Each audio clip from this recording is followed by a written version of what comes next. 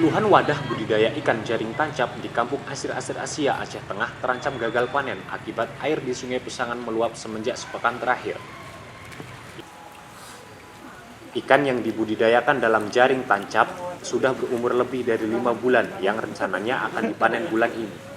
Lebih dari separuh ikan dalam jaring tancap diperkirakan lepas ke sungai, sehingga diperkirakan juga kerugian mencapai di atas 400 juta rupiah. Demikian penuturan Mansur, salah satu pembudidaya ikan di kampung Asir-Asir Asia.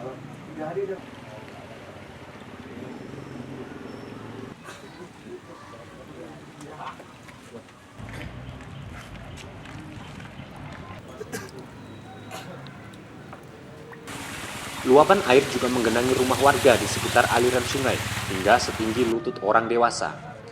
Menurut pengamatan tim lintasgaya.co, terdapat 5 rumah di kampung Asir-Asir Asia dan banyak rumah di sepanjang aliran sungai Pesangan yang tergenang air. Namun hingga kini pihak kami belum mendapat konfirmasi dari pihak terkait.